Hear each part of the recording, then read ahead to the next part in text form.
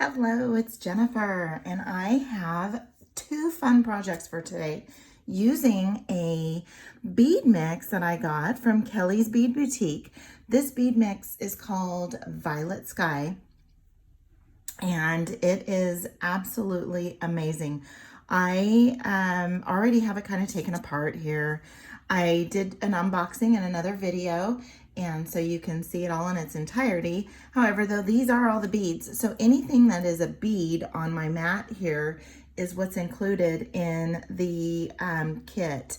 In the bead mix. So we have these little tiny square beads. We have these little different type of shape bead, kind of like a little hexagon shape. And then these little gorgeous little chunky beads here. Beautiful, and that color is just gorgeous. And I did make one earring, and so we'll put the other one together. And then we have this necklace. So we will go ahead and get started on the necklace. Again, all of these beads here came in the bead mix. It's a humongous bead mix. I just absolutely love it. I am using some chain from Kellie's Bead Boutique, and I have, let me go ahead and just unwind this here so you can see the product number. And it is CH150, and it's just a pretty little dainty chain. This is in antique bronze or antique brass, and I am using, let's see how much I'm using of this. I did connect them all, so I'm using about 10 inches cut in half. So we're going to be using about 5 inches on each side. I'm also using some of these oval rings. There's the product number there, AAA 332, and $5. This is part of her $5 findings. And when you purchase 3 or more bags, you get the bags at $4 each. So it's these gorgeous little, actually they're not little, they're quite large, oval rings. And I always have these on hand. I've made necklaces with them as part of the chain that finishing, to finish off the necklace. In this case, I am going to be using it down at the bottom. And so what I've done so far, I've put about half of it together so that you could just see the other half, and then we'll go on to the earring. So what I've done is I strung those beads using some soft flex. I'm using antique brass color soft flex in the medium, the metallics, and then I have some 2x2 crimp tubes from Kellie's Bead Boutique. There is the product number. Then we have some jump rings, and I have some round jump rings. I have a couple of oval jump rings. So I use the oval jump rings so that they're, the sneaking through the split in the jump ring is less likely. This is a 49 strand. It is pretty thick, very durable, so I don't worry about it breaking off. But I'm going to go ahead and string these beads on here. And again, all of these beads came in the bead mix. So I am not using anything extra from my stash in these two projects. I know sometimes it's difficult when you're watching a demonstration and you don't have all of the fixings for, you don't have all the fixings for the project, because it's not using just the bead mix. I do that with boxes as well, bead boxes. And this is just a little tiny hole, and then I'm talking, and so I'm not paying attention to the stringing as much as I should, because I'm talking and thinking and already looking for the next bead to put on here. And I am just stringing this on to the spool just so that I don't cut an enormous amount. I don't like a lot of extra. I don't like a lot of waste. I don't think anybody really does, but I do not like waste. So I will work from the spool. So here I am working from the spool. So now what I'm going to do is I'm going to go ahead and take my crimp tube and slide it on there, and then we'll go ahead and make a little squishy crimp. And I want to try and get about the same. I didn't use crimp covers either, just because I don't know how necessary it is, but sometimes I do, sometimes I don't. I really love that bead, and so I don't want it to be distracted by a crimp cover. And I'm just using some regular crimps, and then I do the little tug. I just run my fingernail along there just to make sure it's not going to slide. Little tug test. Using some just regular cutters, and using, I typically always use the flush side here, even on these types of, with beading wire. I don't think it matters with beading wire, but I still do it. Just habit, right? So now let's go ahead and cut off a little bit here. Again, I don't like a lot of waste, but I also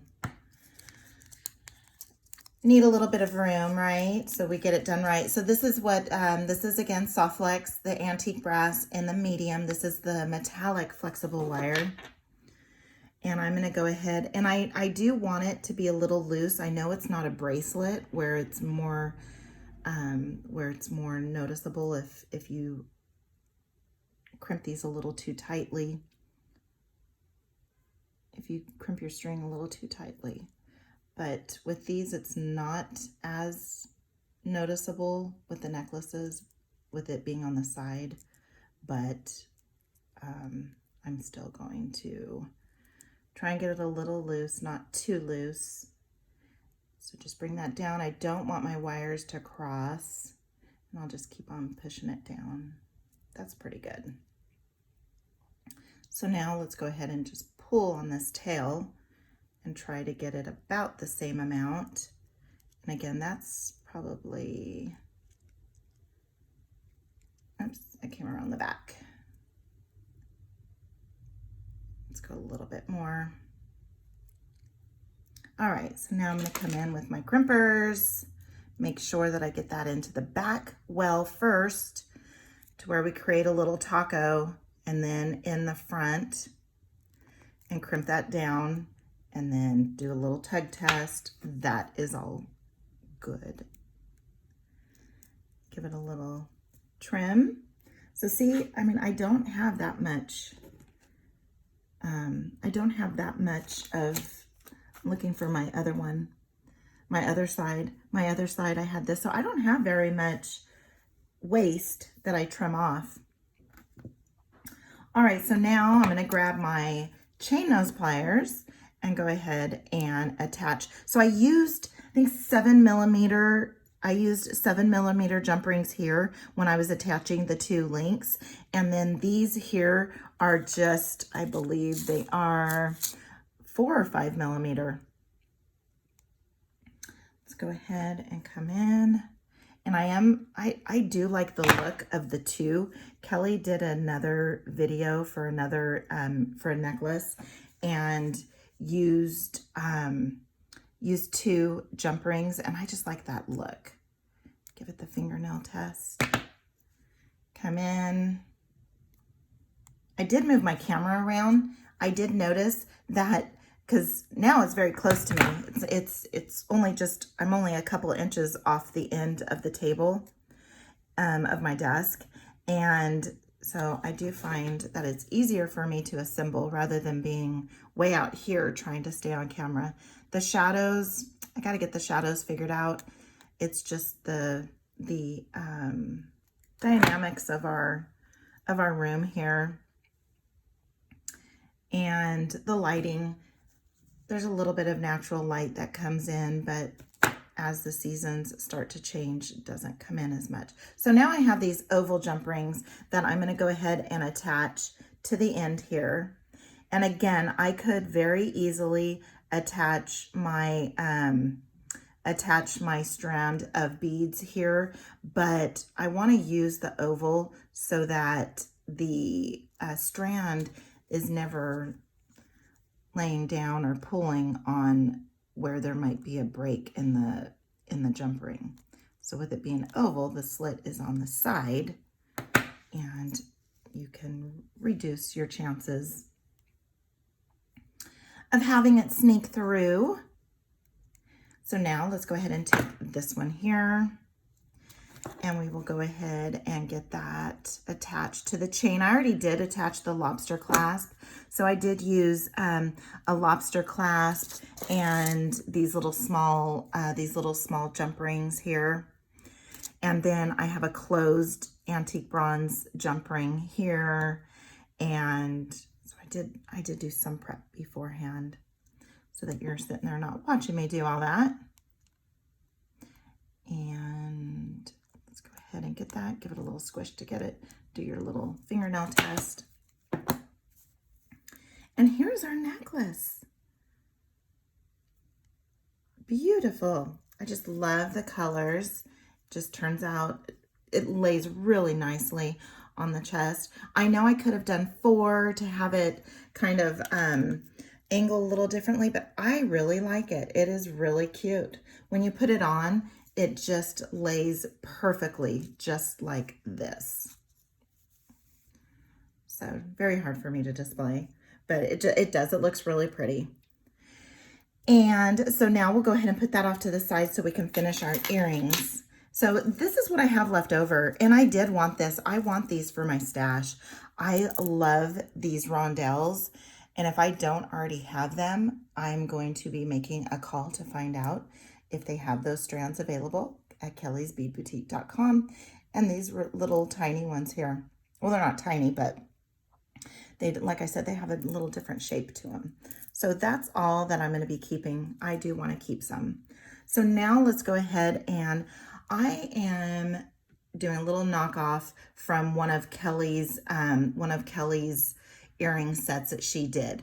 And this is with the Celtic knot, or you can call it Celtic knot, depending on however you want to pronounce that. I'm going to do a knockoff of one of her earring kits that she had. And I'm going to go ahead and use one of the rondelles, one of these beads, and then one of those little tiny beads there. And for this, again, this will be the second time I do this Celtic knot here, but let's go ahead and get the bead assembled. And all I did was just stack them on a head pin. Let's see if it will go through. This head pin wasn't as straight. You know, sometimes they're a little bent, but that's okay. We make do. Let's just try and get that down, because I should have straightened it out a little bit better. Let me go off camera. Well, let's see if we can kind of tug and pull. There we go. All right, no damage. All right, perfect. I got lucky. So then I have these head pins with the ball. So I'm using those. There is the product number. And all I'm going to do is make a, I'm just going to make a wrap loop. So then now let's bring in my, so how I do the wire wrap loops, I've seen it done a few different ways. Again, I just stick with how Kellie taught me. So I'm just going to stick with how Kellie taught me. And this is how she taught me, or taught us. If you watch her videos, palm is facing me. My pliers are structured like this. And I have my wire in just close to the end, not too far away, but close to the end. And these are a very long neck pliers.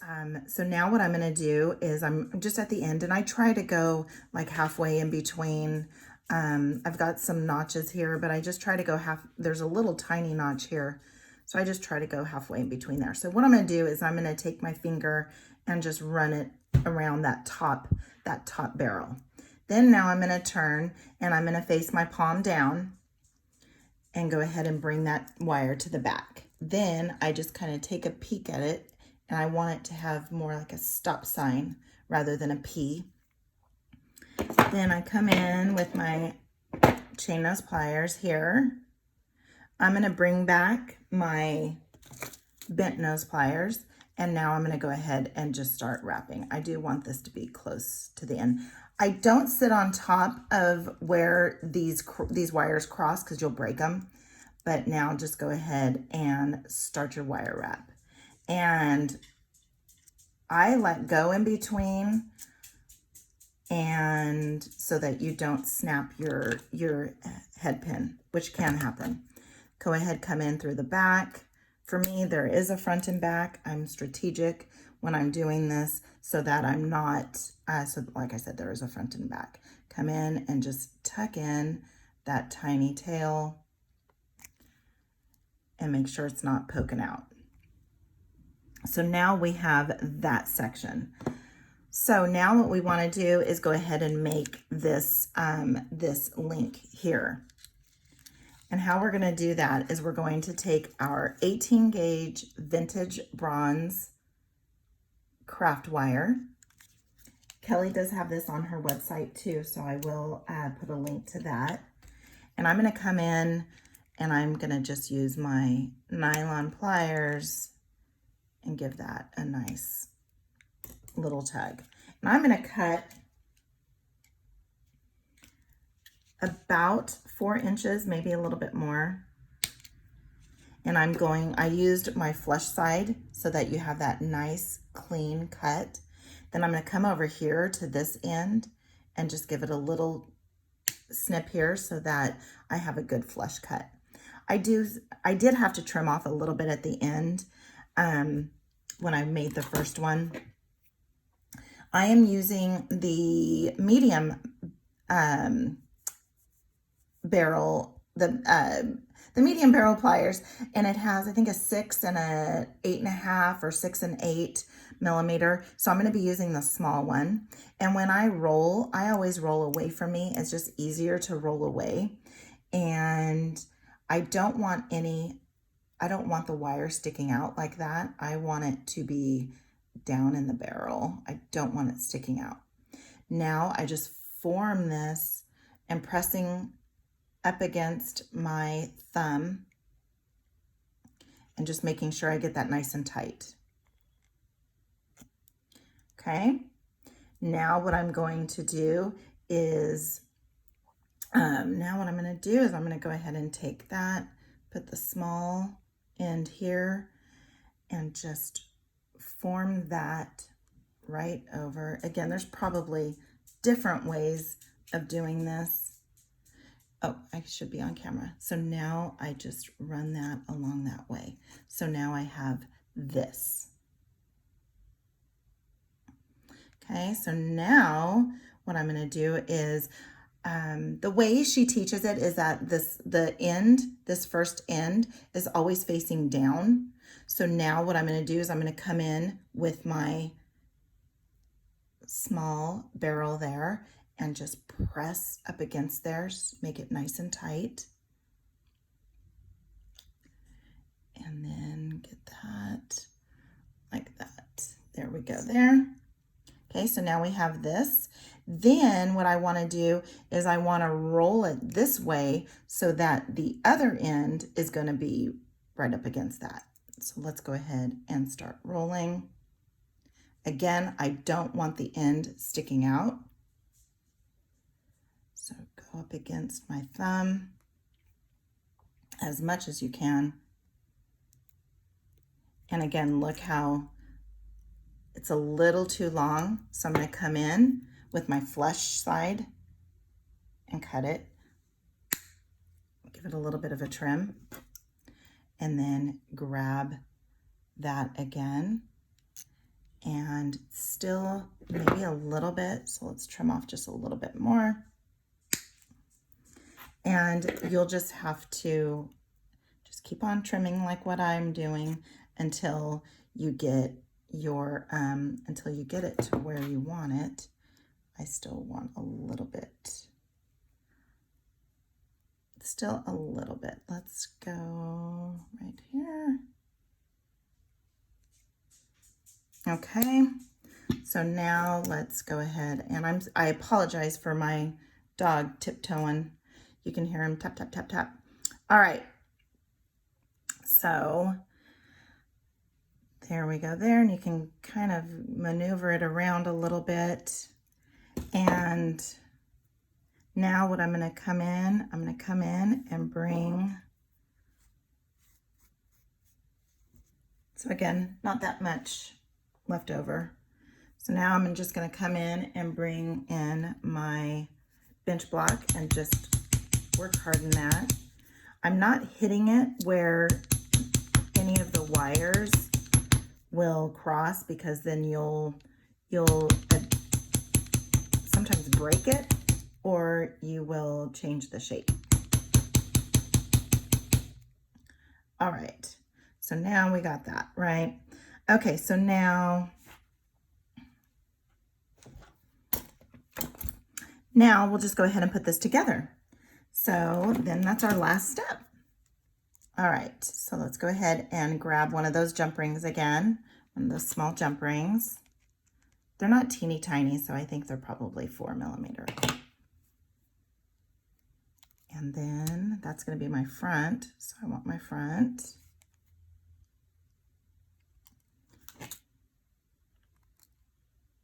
And let's go ahead and get that in there.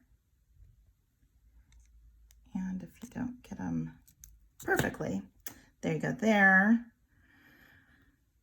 Now let's go ahead and get this little, so these little lever back, hinged, I never knew that they opened.